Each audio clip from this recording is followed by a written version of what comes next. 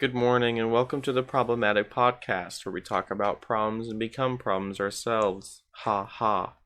Today we're talking about a local problem in our hometown of Junction City, Kansas, and that is a drug problem between minors and young adults. Yeah, this is definitely a problem in our city. We really should get it under control as it affects the health of our generations and could possibly throw their futures away if they get sick or arrested as minors. Absolutely. We did some research and some interviews that we're going to talk about.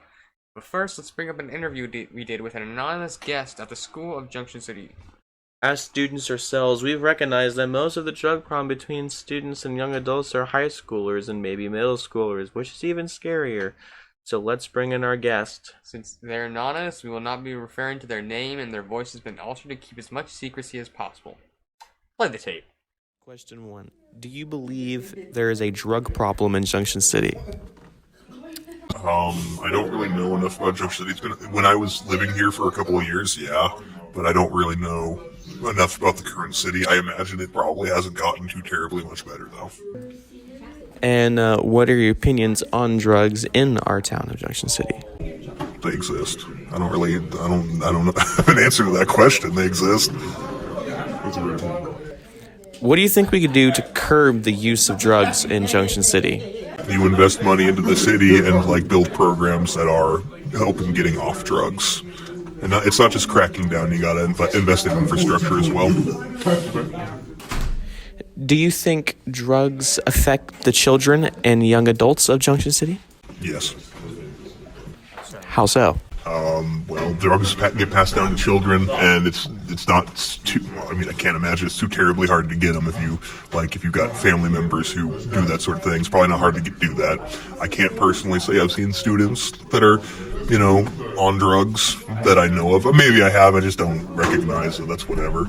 But if it's really easy for them to get, they're going to do it because it's a small town. So.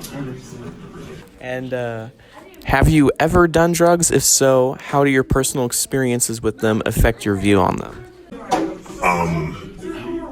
What kind of drugs are we talking? I've done ibuprofen and stuff like that. Not over the counter. I've never done meth, if that's what you're asking. Illegal or done underage? I was in college, is how I'll answer that question. That's good enough for me. I'd say that some should probably legalize. I don't really think even the ones that I think should be legalized aren't. Probably still shouldn't be smoked by children, just because I wonder which one I'm talking about. Just because the time when you're bored, which is what weed is more specifically talking about. When you're younger and you're bored, that's the time you're supposed to find interests, find hobbies. And if you're just smoking weed, then you're not growing as a person. And while it's physically better than even smoking cigarettes, it's still, I would say, not something you should be, doing all the time. So, do you think it should be strictly medical purposes then? No, it's not. Like I said, it's not my thing, but it's like alcohol is legal. Like alcohol, you can do. There's legal applications for alcohol. You can disinfect stuff. People do that, and so I think that's one of those things where you could do more than just legal or medical. Sounds good. Thank you for conducting this interview with us. Thank you. Wow. They've only been there once before and noticed there's a drug problem. It's disappointing to have this kind of problem so obvious to everyone. Absolutely. Even they've admitted to contributing to the drug abuse, and they still believe there's a problem in our community. There's a problem affecting students and young adults of our generation, and we can see this through that. Yeah.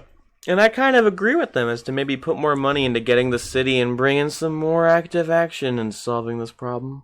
Definitely. I think if we try and put more money into problems that can rehabilitate or stop drug abuse in the city, it'd be a good thing. Like you said, it's too easy for drugs to be passed on to children. For sure.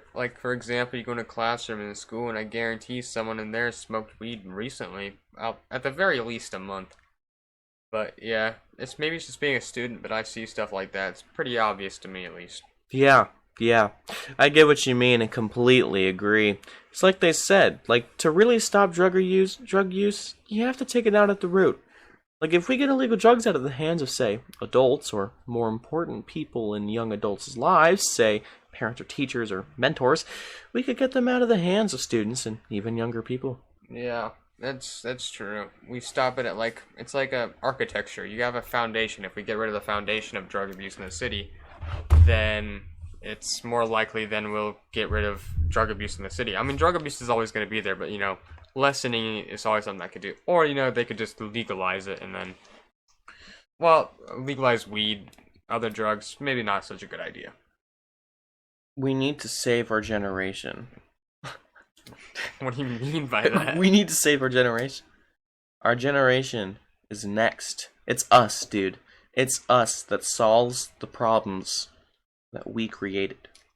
I mean, And we can't have bright minds at work if they're so high all the time. I don't know. You ever been to Foot Locker? I work there, Ben. And even like in the workplace that we work at, half the time people there are high, and it's not even really hidden. You go on break and you see people smoking, like not just nicotine, like carts, and those are high schoolers. So Yep. it's you go in the smoke area, boom, people smoking, high schoolers. So and it's not like Foot Locker tries to stop it. They don't care. No, they don't. They're there to pay us for the job we do, and that's all they care about. They do not care about our health. I'll just say that much. But that's a critique about the workplace. Yep. We need to get it out of young people's hands. They shouldn't throw their lives away just because to get... Have you... Sherlock Holmes, Who, me or you? in general. Sure. Sherlock Holmes. The man was so smart that in order to stop his brain, he got addicted to heroin. I don't think we have that problem in Junction City. I'm just saying, it's like heroin, or drugs in general, stop the ability for the mind to think clearly. Also, Sherlock Holmes was a fictional character. Anyway, continuing on from that. Essentially, Drugs slow the brain down. drugs slow the brain, and the brain cannot function that way. So that means someone who's potentially a genius getting addicted on drugs ruins their potential entirely. And, like, high schoolers are already not fully developed. We're 14 to 18, usually. Yeah. That brain is not going to be developed for another, at least 7 years after high school. No, definitely not. So, if you're addicted to nicotine and weed at age 16, your brain is not going to develop the way it should. No. Is there something you'd like to say, Brady? I'm agreeing with you, man. I could tell that. I mean, hey, I'll admit it. I used to smoke. Yep. Drugs. I used to smoke the drugs. I'm gonna tell you right now, I am happier off them than on them. Why is that, Brady? Because I can actually use my brain. Anyway. Yeah, so it inhibits your ability to, think properly and rationally. That's why, it's illegal. Weed is illegal, and so is nicotine. Cigarettes. Stuff like that's illegal for people underage. Truthfully, should it be illegal for everyone? Maybe, but at the end of the day, they're gonna get it somehow, so... Yep. Illegalizing it doesn't do much. Like, take prohibition, for example. That's besides the point. We need to take action in our community and make sure that we get these harmful things out of our children's hands. These filthy little bars. It's a breath of stress air. Yes, as the commercial says, it's a breath of stress air. You can't just take it away from people. I think also opening rehabilitation centers and stuff like that, more of those would also come in handy. Mm-hmm. How did you personally get off of it? I just stopped. Well, yeah, you can do that, but for a lot of people that's harder. So if we open rehabilitation centers, that's also a process that's gonna sort of knock down the foundation of drug abuse. What really helps is the people around you. Ain't that sweet? My girlfriend helped me stop entirely. She helped me stop. My mom, my dad, they caught me. They caught me smoking it. Smoking And it, they were Kush? like, yeah, you need to stop. And I was like, yeah, you're right, I do need to stop. And then I stopped. And then I got better. Isn't that a beautiful story, Ben? It was truly terrific. That won't happen for everyone, but yeah, for some people it will.